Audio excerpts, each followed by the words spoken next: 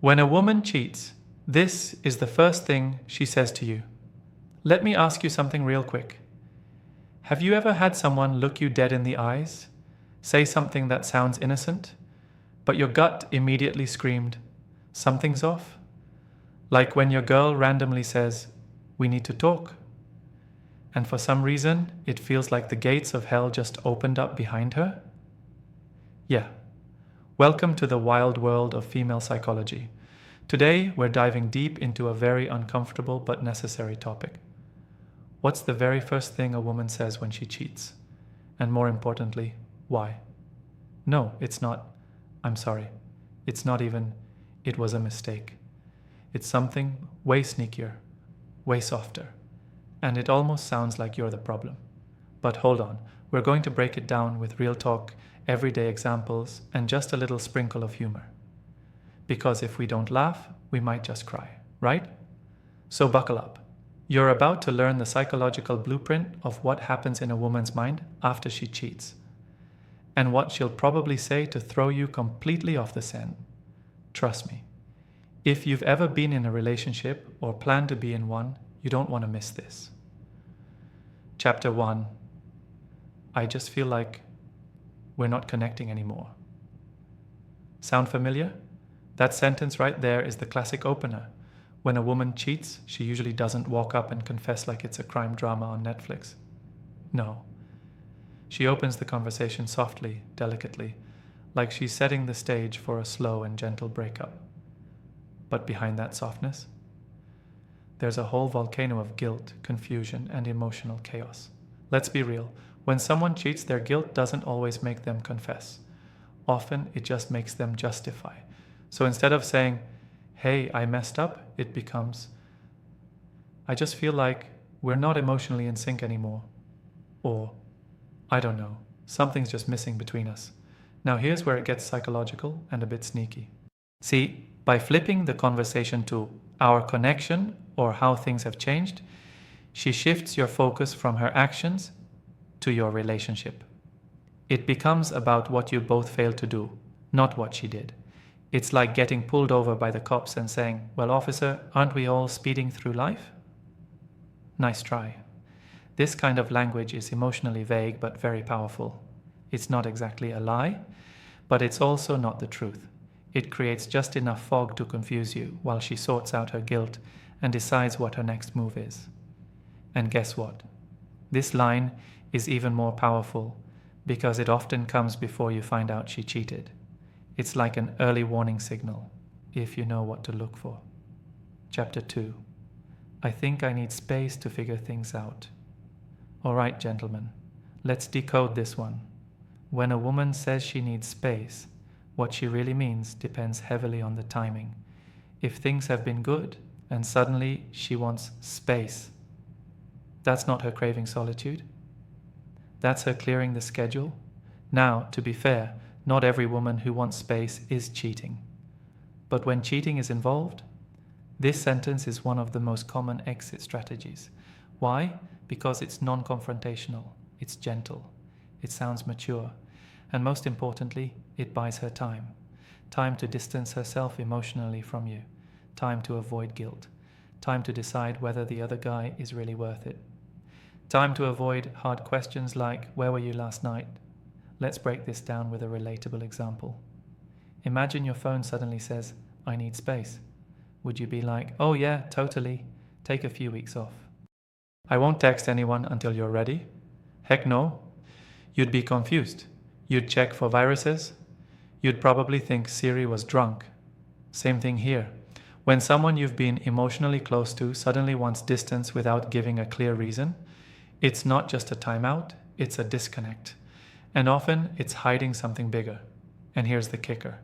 The person who asks for space usually already has an idea of what they want. The figuring things out part? That's for you. That's so you don't ask questions while they make moves behind the scenes. Harsh truth? Yeah, but better to face it than to be blindsided. Chapter 3. I didn't mean for this to happen. Oh, here it is, the Academy Award-winning performance. The moment she finally admits something happened, and suddenly it's, I didn't mean for this to happen. Now let's pause and ask a basic question. Have you ever accidentally cheated? Like, whoops, I tripped and fell into someone's bed? No, it doesn't happen like that. Cheating isn't like stepping on a Lego in the dark. It's not an accident. It's a series of choices. Texting, flirting, meeting up, keeping it a secret. So when she says, I didn't mean for this to happen, what she's really saying is, I didn't expect to get caught. This line is emotional damage control. It's meant to make the situation seem like it was out of her hands, like she was just floating through life and somehow stumbled into a mistake. And again, it's not always about being evil. Sometimes people cheat because they're emotionally lost, insecure, confused, or even lonely. But here's where the psychology gets deep. By framing it as, I didn't mean to, she's asking for sympathy, not accountability. She wants you to see her as a victim of circumstance, not the architect of betrayal. And depending on how much you love her, that line might just work. You might believe she really didn't mean it. You might even blame yourself. That's the trap. Chapter 4. It just happened once. Ah, yes. The whole minimize the damage move. If she confesses, she's likely to say it only happened one time. Spoiler alert. If someone tells you it happened once, it probably happened more than once. Or worse, it's still happening, but they want to soften the blow. Think about it like this. If you catch a kid with cookie crumbs all over his face and he says, I only had one cookie, are you believing that? Or are you flipping the jar to count how many are missing? Exactly. This just once phrase is designed to lower your emotional reaction. Because if you think it was a one-time thing, maybe, just maybe, you'll consider forgiving her. It's like buying a car that's been in a small accident. The seller says, oh, just a little dent. But then you lift the hood and see the engine is being held together by duct tape and hope. The damage is always more than what's admitted at first. Chapter 5. You weren't giving me what I needed. Boom. Now we're entering dangerous territory. This is where the conversation shifts from guilt to blame. When a woman says this after cheating, she's trying to justify her actions by pointing out your flaws. It's not just, I made a mistake, it's, you pushed me into this. Now, let's keep it fair. Relationships are a two-way street. Sometimes one partner does neglect the other, emotionally, physically, or otherwise. That's real. But here's the catch. Cheating isn't a reaction, it's a decision. If you're hungry, you don't rob a bakery. You talk about your hunger. The moment someone chooses to go outside the relationship without talking about what's wrong first, they're choosing secrecy over honesty. They're choosing comfort over commitment. So this line, you weren't giving me what I needed, might be partly true, but it's also deflection. It shifts the focus away from betrayal and onto blame. You go from being the victim of cheating to the cause of it. And that's a heavy emotional manipulation. Chapter 6. I didn't want to hurt you. Well, that ship sailed. This line is a classic guilt diffuser. It sounds sweet. It sounds considerate. But it's also kind of ironic. It's like someone setting your car on fire and saying, I didn't want to inconvenience you. Oh, really? If she truly didn't want to hurt you, she would have had the hard conversation before stepping out. She would have said, hey, I'm feeling lost, or I need more from this relationship. But instead she chose silence, then secrets, then betrayal. And when the truth comes out, suddenly she's the one with teary eyes saying she never meant to cause pain. It's emotional backpedaling. And again, it doesn't make her evil. It just shows how people will say almost anything when they're trying to escape the consequences of their choices. Chapter 7. I didn't think you'd understand. Now this is where things get kind of clever. I didn't think you'd understand is a tricky little phrase. On the surface, it sounds like she's protecting your feelings, like somehow you're just too emotional, too reactive, or too sensitive to handle the truth.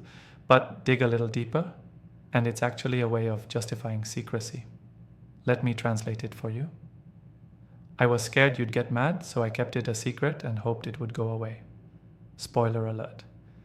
Cheating never just goes away. What she's really doing here is flipping the script. She's making it sound like you not understanding is the reason she didn't tell you the truth.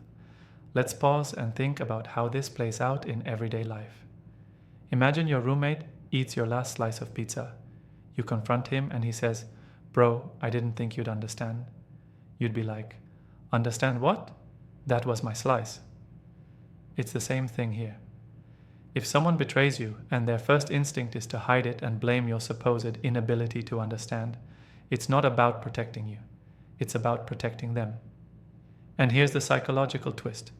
When someone cheats and hides it, they often build an entire internal storyline to justify it.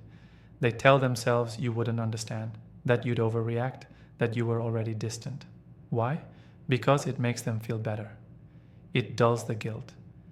It makes them the misunderstood hero in a story of emotional confusion. But don't fall for the smokescreen. Understanding starts with honesty. If someone can't give you the truth, they're not protecting you. They're protecting themselves from you. Chapter 8. We were on a break. Ah yes, the infamous Ross Geller excuse. If she says this, just know. Things are about to get messier than a toddler with a bowl of spaghetti. The whole "we were on a break" defense only comes up when someone wants to avoid being technically guilty. It's like saying, "I didn't cheat because I waited until the relationship was paused before I did the thing." But here's the deal, breaks are complicated. Most couples never define what the rules are during a break. Are you still exclusive? Can you date? Is this just cool down time? So when she says "we were on a break," what she's really doing is using the ambiguity as a legal loophole. It's like robbing a bank and then saying, "Technically I didn't steal, I borrowed aggressively." Let's be real, if you truly care about someone, a break should be about reflection, not rebound. But when cheating happens during a break and it's followed by this line, it's not about technicalities, it's about timing. She's hoping the pause in the relationship makes her actions seem less dirty. But deep down, if she was already emotionally clocked out, that break was just a soft landing for an exit she had already planned. Chapter 9. He didn't mean anything to me. Oof, this one stings. He didn't mean anything to me is what you say when you want to erase the emotional weight of what just happened. It's like stepping on someone's heart and then saying, "Well, I didn't feel anything while I did it." Yeah, not helping. This phrase is used to try and reduce the damage. She wants you to believe it was purely physical, a one-off, a lapse in judgment. Because if she can convince you that there were no feelings involved, then maybe, just maybe, you won't see it as a real threat. But here's the truth bomb. Feelings or not, cheating is a betrayal of trust, not just emotions. Would you care if your best friend stole from you but said, "Don't worry, I didn't enjoy it"? Of course not. Whether the other guy meant something or not doesn't matter. What matters is that she crossed a line and then tried to rewrite the story to soften the blow. Also, let's be honest. If he really meant nothing, why was she willing to risk everything? That's the uncomfortable question no one wants to ask. Chapter 10. I was drunk. I wasn't thinking clearly. Cue the classic alcohol defense. Now, I don't know about you, but I've done a lot of dumb things while drunk. Danced on tables, texted my ex, ordered $40 worth of tacos at 2 a.m. But cheating? That's not just a drunken mistake. That's a conscious series of decisions. Let's break it down real quick. To cheat while drunk, you have to be somewhere you're not supposed to be with someone you're not supposed to be with, make a move you know you shouldn't make. That's not "I wasn't thinking." That's "I didn't care what I was thinking." Blaming alcohol is just another way of avoiding responsibility. It's like saying, "It wasn't me, it was the tequila." And here's the kicker. If someone is willing to do something like that under the influence, it usually means they had some underlying intent before the drinks even hit the table. Alcohol doesn't create feelings, it just reveals them. Chapter 11. It just sort of happened. Now we're entering fairy tale territory. It just sort of happened. Really? Was it like a surprise party? Did the guy jump out of a cake and yell, "Infidelity"? This phrase is a way to avoid owning any of the steps that led to the cheating. It makes the whole thing sound accidental, like gravity pulled her into it. But in reality, cheating is a series of micro decisions. Each one builds on the next. Responding to a flirtatious text, meeting up just as friends, keeping secrets, choosing to ignore that little voice in your head that says, "Don't do this." By saying "it just happened," she's erasing the entire build-up and pretending it was some mysterious force of nature. Nope, that's not how it works. Imagine your dog pees on the carpet, and when you look at him, he shrugs and says, "It just sort of happened." You're still cleaning it up. Same thing here. Chapter 12. You've changed. Now this line is a psychological curveball. You've changed. It sounds like an observation, but it's actually a soft form of blame. What she's doing here is reframing her actions as a response to your transformation. She's saying, "I wouldn't have done this if you were still the person I fell in love with." Now hold up. Of course people change. Life happens. Jobs, stress, aging, responsibilities, they all shape us. The question isn't whether you've changed. The real question is, did she communicate that your change was affecting her? Or did she silently let resentment build until it exploded into betrayal? You've changed is the adult version of "it's not you, it's me," except this time it actually is you, according to her. But here's the harsh truth. If someone truly loves you, they work with your changes, they grow alongside you, they adapt, they talk, they don't disappear into someone else's arms. Chapter 13.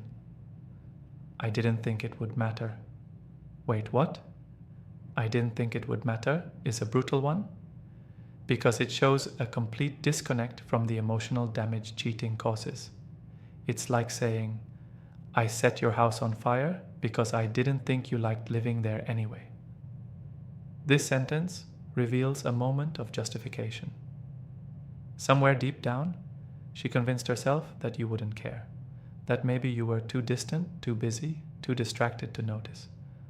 But more importantly, it shows how far apart you had already grown without even realizing it. When someone cheats and says they didn't think it would matter, they've already emotionally checked out.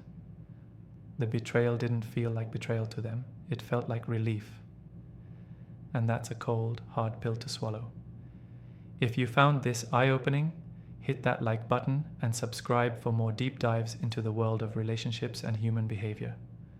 And drop a comment below. What's the worst excuse you've ever heard?